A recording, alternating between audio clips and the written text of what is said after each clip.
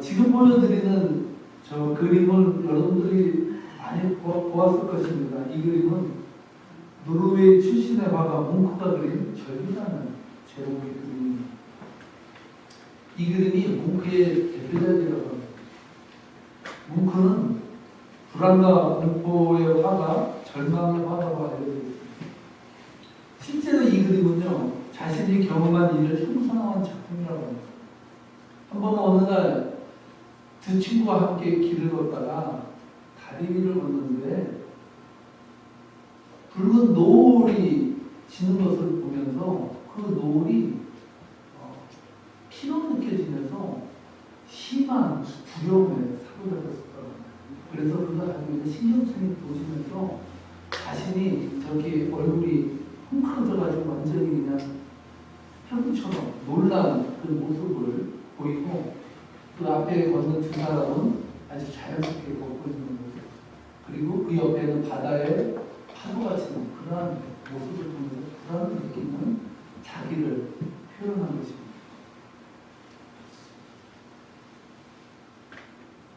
여러분, 각종 보험이 요즘 엄청 많지 않습니까?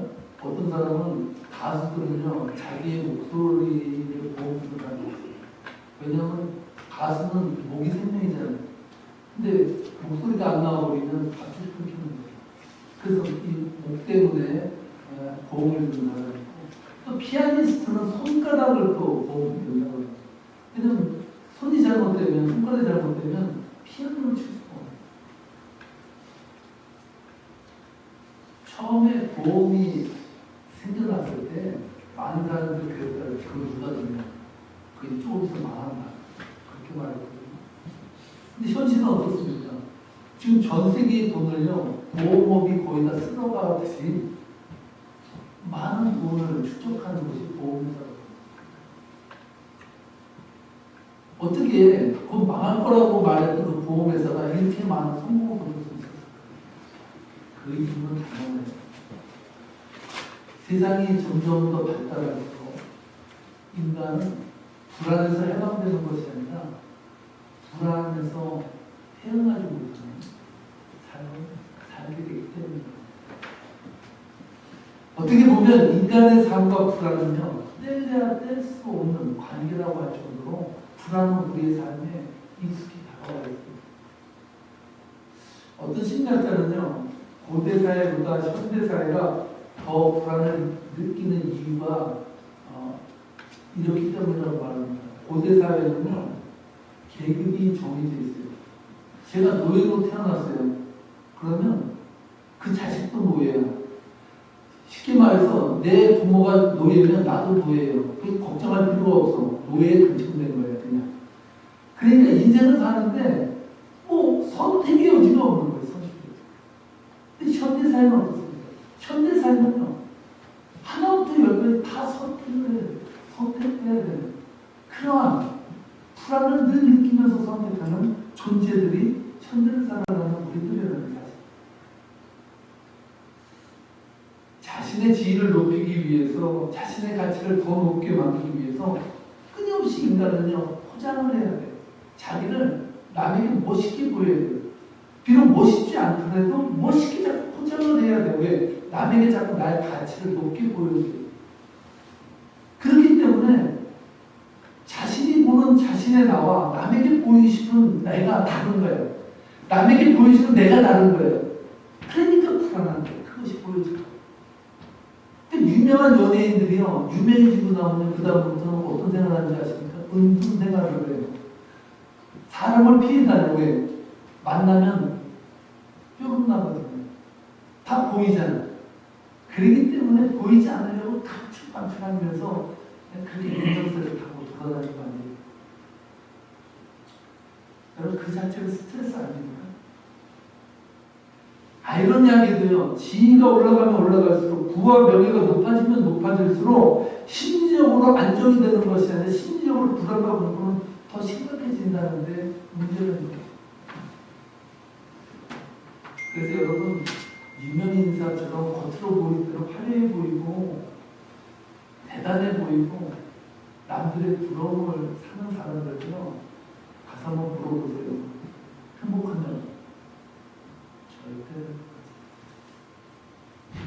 오히려 가지면 가질수록 명예를 누리면 누릴수록 지위가 높아지면 높아질수록 그것이 우리들에게 행복을 가져오는 것이 아니라 그것이 더욱더 우리를 불안하게 만든다는 사실입니다. 요즘 한국뿐만 아니라 전 세계를 떠들썩하게 한 한국의 배우 이성균 씨의 죽음을 여러분들은 보아서 아실 것입니다. 세계적인 대스타가 아니라면 프랑스에 오는 대스타가 아닌 것입니다. 죽을 정도의 이유도 되지 않습니다. 그러나 대중의 관심을 한 몸에 받아보니 얼마나 큰 명예에 대한 부담을 느끼겠습니까? 여러분 이소부와의 신포도 이야기 아시죠? 어느 여우가 포도나무에 열린 그 포도가 너무나도 달콤해 보여서 그 열매를 따먹으려고 열심히 뜀박질을 쳤습니다. 그런데 그 포도를 먹을 수가 없는 거예요. 그때 여우가 이렇게 말합니다. 저 포도는 분명히 신포도를 그게 맛이 없어. 이렇게 말해요. 자기가 먹지 못하니까 애써 그것을 신포도라고 말을 해서 안위를 담는 거예요. 근데 여기 신버전이 새로 나온 거 아시죠? 신버전은 요즘 과학이 발달하는 최고 과학화가 된 거예요. 근데 열심히 이 여우가 훈련을 한 거예요. 점프를 훈련하더니 드디어 이 포도를 따먹어버렸네. 그러니까 이 여우가 그 여우 사회에서 굉장히 대스타가 된 거예요. 야, 너는 어떻게 나도 먹지 못하는 그 포도를 그 점프를 배워가지고 그걸 따먹었냐. 너 대단하다. 이렇게 그냥 유명세를 들기 시작하니까 이 여우는 포도를 계속 따먹기 시작해요. 근데 문제는 뭐냐. 그 포도를 먹어보니까 진짜 신거야. 근데 사람들한테 말을 못하는 거야. 왜?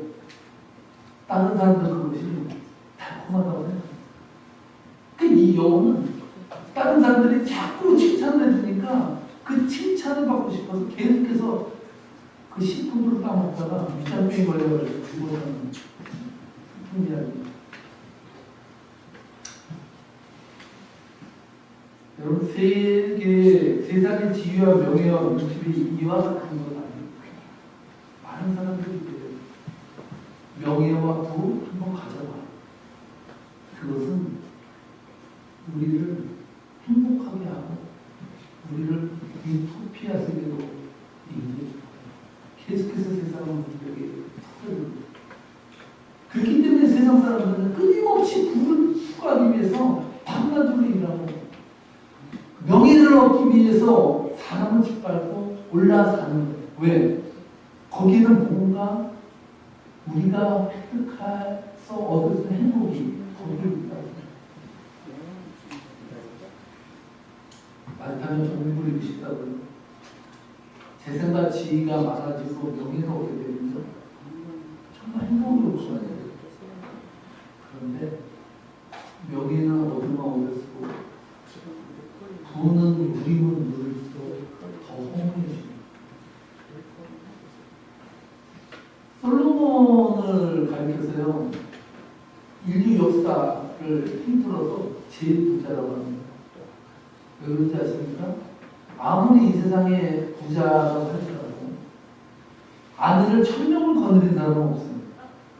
여러분, 한 사람도 건사에서 먹이기 어려운데 1000명을 먹여봐요. 얼마나 재력이 있어야 그렇게 살 수 있어요. 많은 사람 금액까지. 어떻게 보면 솔로몬은요, 인간의 부와 권력에 끝까지 가본 사람을 들라고 하는 솔로몬입니다. 멋진 사람 아닙니까? 여러분, 그 사람 되고 싶지 않아요? 근데 솔로몬이 인생 말년에 이렇게 보게 돼요. 헛되고 헛된 잃고 이 것이 뜨고 해야 돼서 수고하는 모든 일들이 헛되고 헛되다고. 그럼 거기 가. 거길 가봐야지 헛되다는 걸 느낄까요? 그런 사람이 헛되다라고 말 안 하더라고요. 오늘 본문의 알고라고 한번 보십시오.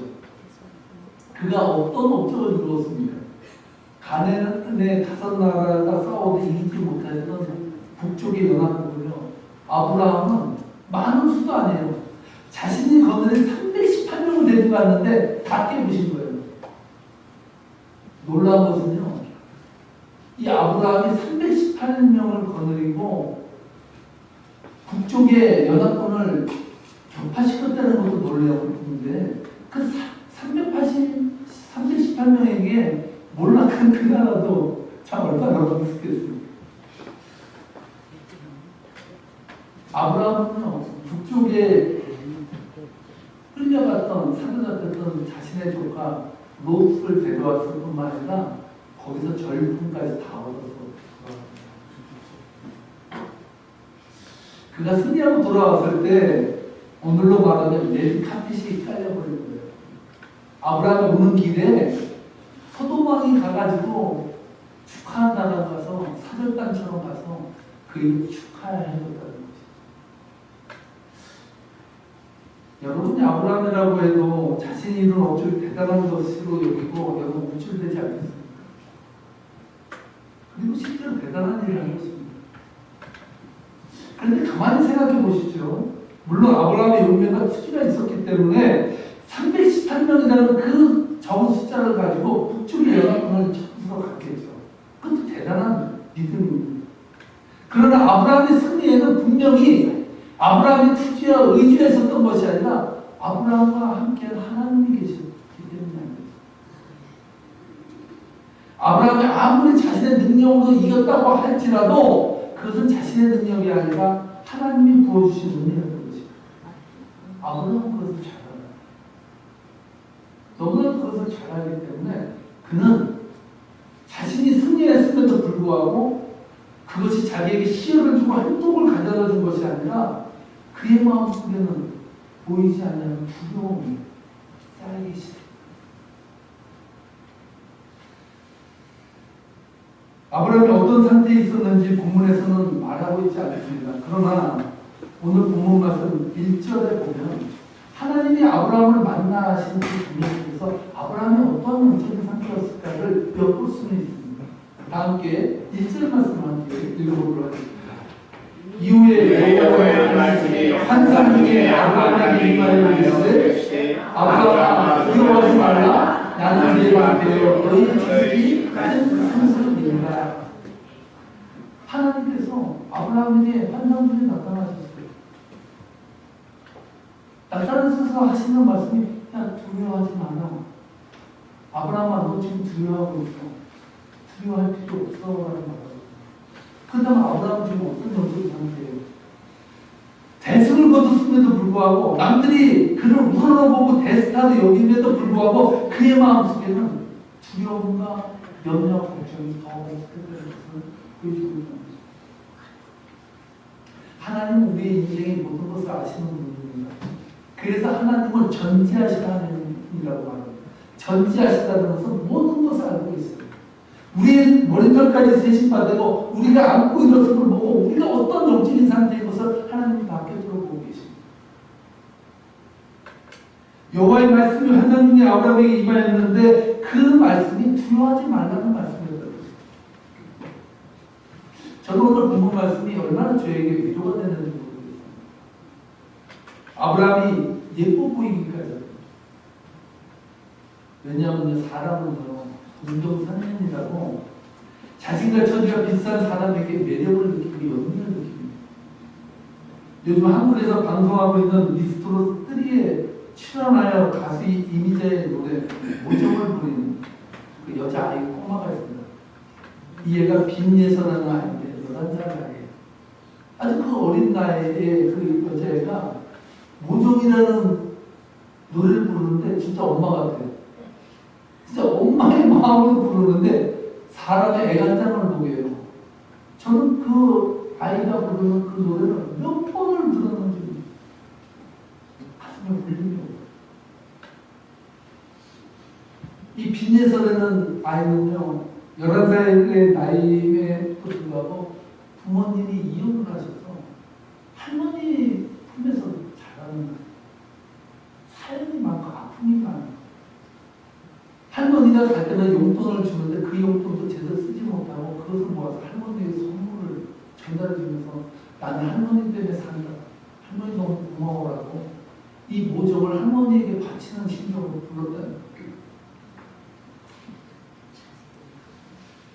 노래가 끝나서 이 어린아이가 혼자서 흐느껴 우는데 눈물이 맑았다.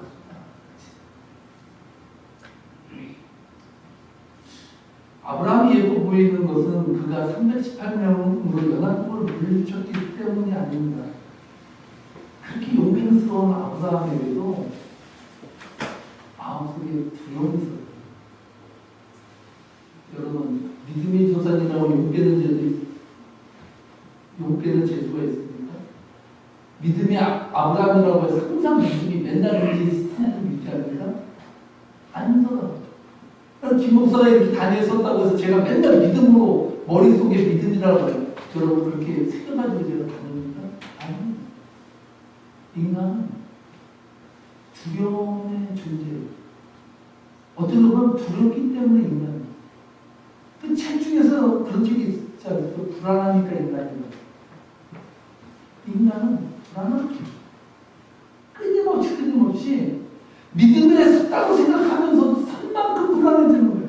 선만큼 두려움이 와요. 선만큼 약해집니다. 그게 인간.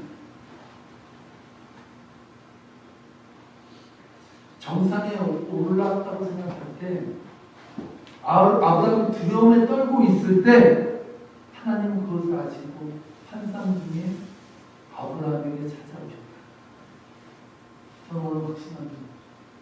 2023년 한 해를 마무리하면 2023년에 못 다이는 여러분들의 꿈과 계획과 모든 아픔과 후회와 두려움으로 점철됐던 여러분의 인생을 위로하기 위해서 오늘 이 예배 가운데 하나님 여러분들의 곁에 함께 오셨습니다. 네. 아브라함이 찾아오신 것처럼 오늘도 하나님 여러분을 만나기를 원하십니다. 저는 오늘 본문에 나온 아브라함의 스토리 속에서 2023년을 마무리하는 시간을 살아가는 저와 여러분들에게 주시는 하나님의 메시지를 전달해 주고 싶습니다. 첫 번째는 세상은 평안과 위로를 우리에게 주지 못한다는 사실을 자각해야 된다는 사실.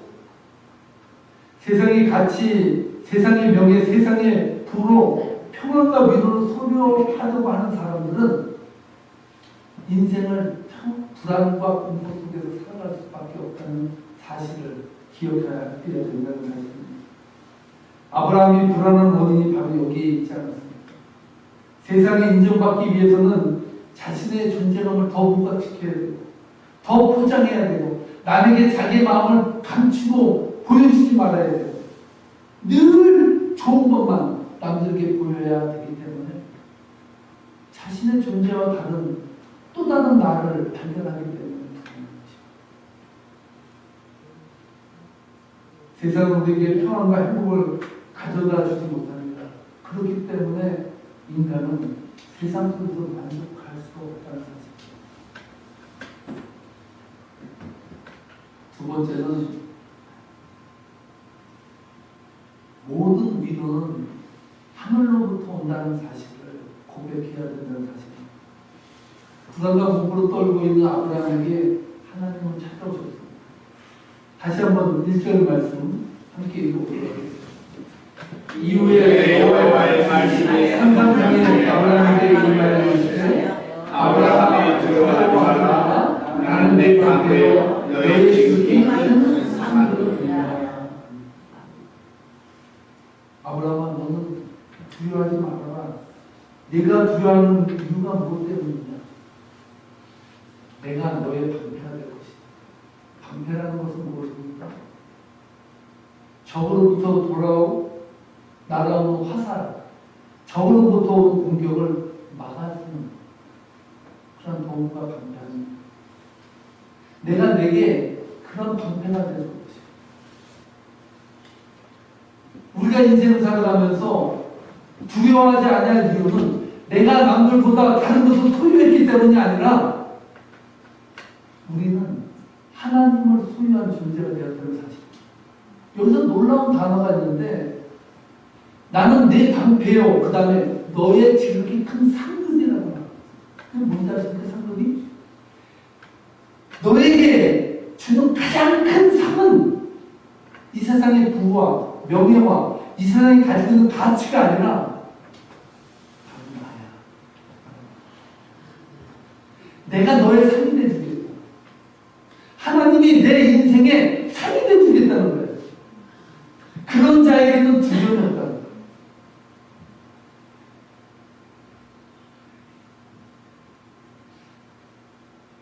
예수님께서 요한복음 10장 27절 말씀에서 이렇게 말씀하십니다.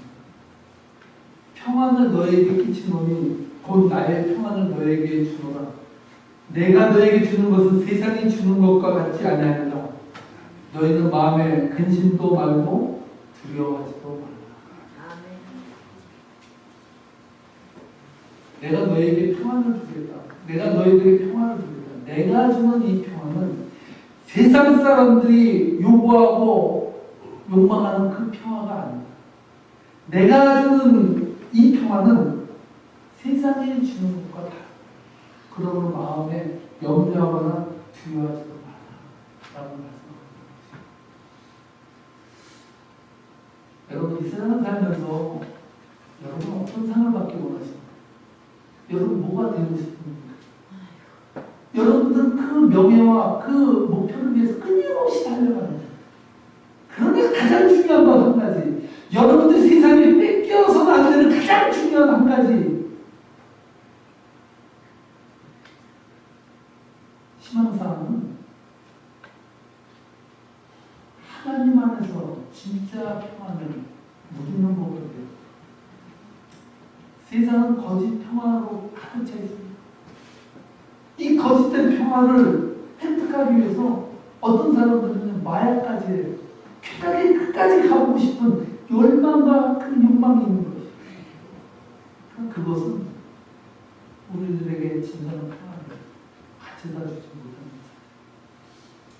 2013년 한 해가 좋은 것 같습니다. 여러분들은 어떤 평안을 소유했습니까? 여러분의 그 가지고 있는 비전과 목표가 여러분을 행복하게 만들었습니다. 여러분들을 평안의 길을 인도했습니다. 진짜 참 평안은 오직 하늘로부터 내린다는 사실. 아멘. 오늘 주님은 우리들에게 말씀하고 있습니다. 두려움과 염려로 떨고 있는 우리들에게 말하고 있습니다. 두려워하지 말라. 내가 네 방패가 되어줄게. 내가 너의 상이 되어줄게.